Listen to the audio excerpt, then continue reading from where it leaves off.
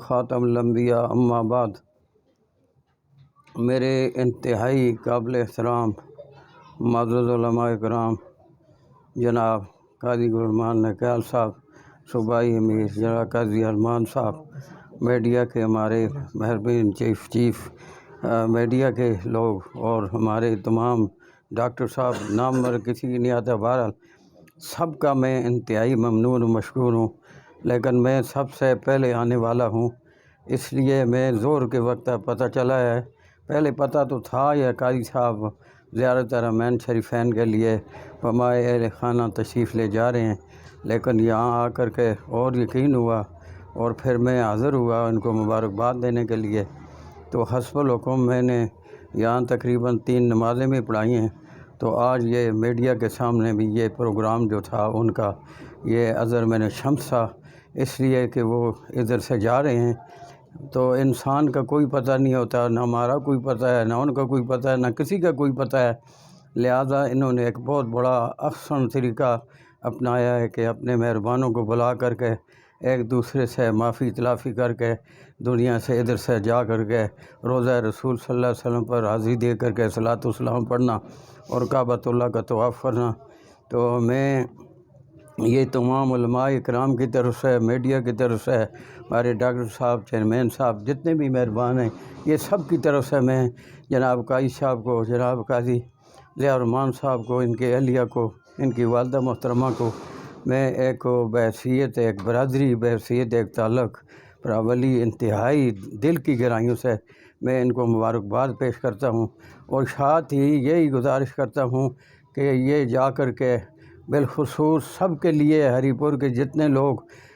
جہاں سے انہوں نے خطابت شروع کیا 1976 سے لے کر آج تک جتنے لوگ دنیا سے چلے گئے ان کے لیے وہ دعائیں فرمائیں گے، اور جو بیمار ہیں ان کے لیے بھی دعائیں فرمائیں گے، اور بالخصوص فلسطین کے لیے جو ہے مقبوضہ کشمیر کے لیے جو جل رہا ہے اس کے لیے دل کی گہرائیوں سے دعا کریں گے۔ یہ بات بھی میرے ذہن میں آ گئی ہے کہ مقبوضہ کشمیر کے اندر غیر قانونی طور پر انہوں نے جو قبضہ کیا ہوا ہے، اللہ ان سے بھی ہماری خلاصی کرے، اور خود حق کے ارادیت جو ہے جس کے لیے وہ تمام کوششیں ہو رہی ہیں، یا اللہ ان کو بارآور صبر فرمائے اور فلسطین و غزہ کے مسلمانوں کی مدد فرمائے۔ اور امریکہ جو ہے اس نے اپنا اسرائیل اس کو کتا بنا کر کے مسلمانوں کو کھانے کے لیے چھوڑا ہوا ہے، تو میں یہی دعا کر سکتا ہوں، ہماری یہاں سے اخبارات کے اندر مرمتیں ہوتی ہیں،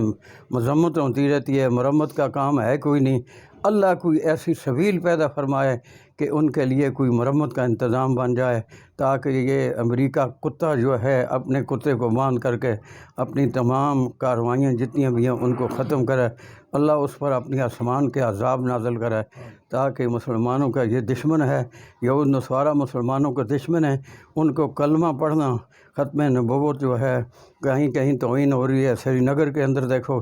جناب نبی کریم صلی اللہ علیہ وسلم کے خلاف پوسٹ لگا کر کے مسلمانوں کو دلوں کو ازردہ کیا ہے، لیکن انشاءاللہ العزیز یہ ابتدا کی بات نہیں ہے، یہ پہلے سے یہ کام چلا آ رہا ہے۔ جو یہ کہہ رہے تھے کہ نبی علیہ الصلوۃ والسلام کی اولاد جو ہے یہ بالکل جڑ کٹے ہیں، ان کی کوئی اولاد نہیں ہے، کیونککہ نرینہ اولاد اس سے پہلے وفات پا چکی تھی، لیکن آج تک